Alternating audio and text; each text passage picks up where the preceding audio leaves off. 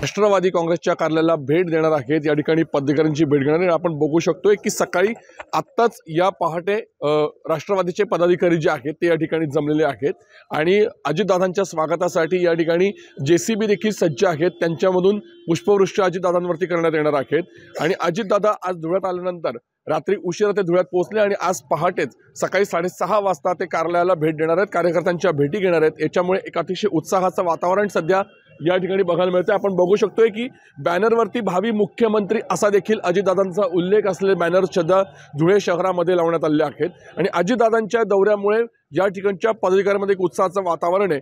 विशेष म्हणजे अजितदादांच्या स्वागतासाठी या ठिकाणी महापालिकेने गेल्या अनेक दिवसांपासून खराब असलेल्या रस्त्याची देखील या ठिकाणी सुधारणा केली आहे आणि हा रस्ता देखील अजितदादांच्या स्वागतासाठी चकाचक करण्यात आलेला आहे। मात्र या ठिकाणी पोलीस बंदोबस्त देखील तैनात करण्यात आलेला आहे। त्याच्यामुळे सकाळपासूनच या ठिकाणी पदाधिकारी जे आहेत ते जमलेले आहेत। आपण या निमित्तानं थोडक्यात पदाधिकाऱ्यांशी आपण संवाद साधूयात की नेमक्या पदाधिकाऱ्यांच्या भावना आहेत, कारण अजितदादांची एक चांगली ख्याती आहे की रोज सकाळी लवकर उठून कामाला लागणारे अत्यंत महत्त्वाचे असे राज्यातील नेते म्हणून अजितदादांची ओळख आहे आणि आपल्यासोबत ईर्ष्याजी जहागीरदार आहेत। काय सांगाल, अजितदादा सकाळीच भल्या पहाटे येत आहेत, काय प्रतिक्रिया?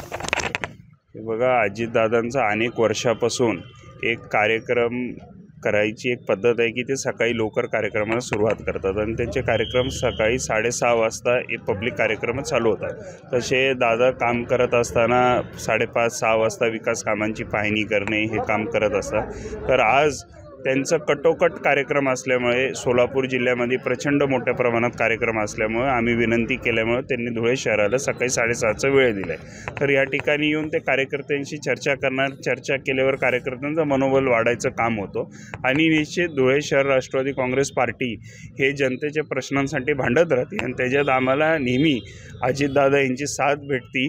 त्यामुळे दादा आज कार्यकर्त्यांना भेटले तर कार्यकर्त्यांमध्ये उत्साह वाढणार आणि निश्चित जनतेचे प्रश्न सोडवण्यासाठी कार्यकर्ते नेहमी रस्त्यावर उतरतील। आपण बघितलं की बॅनरवरती भावी मुख्यमंत्री असा उल्लेख आपण केलेला आहे आणि सध्या हे बॅनर चर्चेचा विषय ठरलेला आहे। जसं प्रत्येकाला असं वाटतं की आपल्या घरातला मुलगा मोठा व्हावा, तसंच आम्हाला वाटतं की आमच्या घरातला माणूस मुख्यमंत्री व्हावा।